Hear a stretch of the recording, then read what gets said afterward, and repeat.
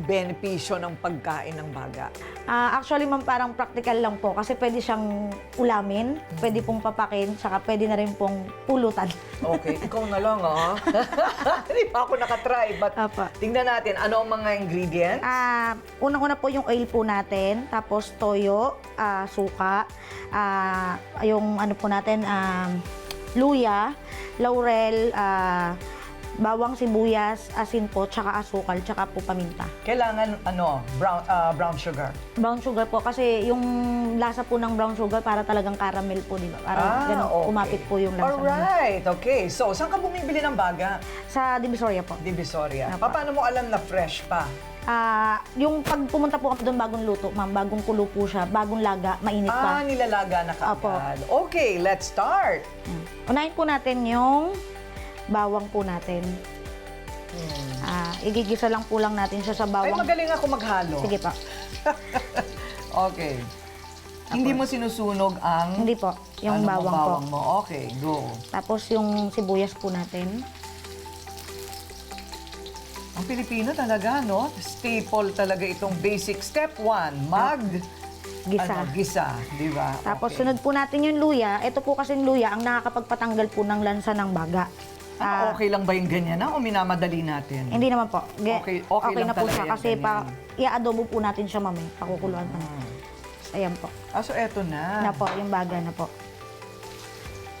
Ang bilis lang. Opo. Kasi baboy po siya, ma'am, mabilis lang din po siyang lumambot. Kumpara po sa baka. Pero madali lang po ito gawin sa inyong mga bahay.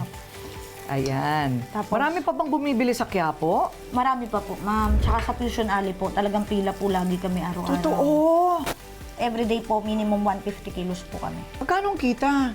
Ano po, saktuhan lang po. Parang kumbaga volume po, maramihan. Maliit ang kita pero maramihan, kaya Kaya marami swak. po kasi akong tauhan, ma'am. Oo. Marami akong binubuhay na tauhan. Oo, hindi ka pwede mag-retire, girl. O, ayan. Tapos toyo po natin, ma'am.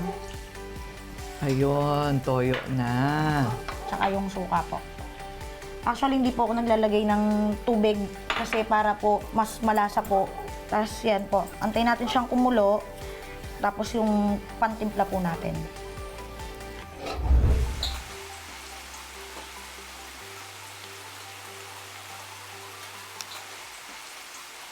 Doon na ilalagay na ang... Asukal po, ma'am. Yung Okay. brown.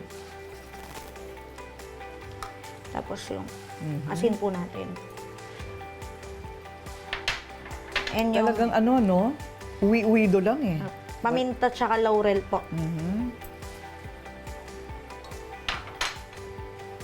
Alam mo na yung timpla? Parang Yes kasi sa dami ng ginagawa mong ganito, no? Araw-araw. Opo. Araw-araw mo pinupuntahan ang pwesto mo? Yes po, ma'am. Araw-araw. O sino magmamana sa mga anak mo ng paglulutong ganito? Yun nga po, hindi ko pa po alam sa Hindi kanila. mo pa alam? Nag-aaral po kasi lahat, ma'am. Pero yung panganay ko po, mahilig po magluto. Kapangpangan kasi kami, ma'am. Kaya mahilig po. Oo, parang nanay ko. Masarap po Kapampangan. magluto, Masarap kapampangan. pagluto, malasa. Yes po. Yung asawa ko, Ilonggo. Masarap din sila magluto. Ay, ma'am. alam mo, matabang. Matabang po. Ay, sorry po Timpla lang yun ni Mar. Kasi ayaw niya na masyadong maalat. Ayaw niya ng strong flavors. Pagkaluto na po siya, yan po yung inadobo natin na baga. Tapos tsaka po natin siya ipa-fried para maging fried baga ng mama mo. So piniprito pa pala ito. Yes po, ma'am. So, ito mismo, ganyan, walang sauce, ipiprito. Opo. Oh. Yung iba po kasi, ma'am, na-marinate lang po nila. Okay, so pagka pinrito mo na ito, maiiwan talaga yan. Opo, may iwan po yung sauce.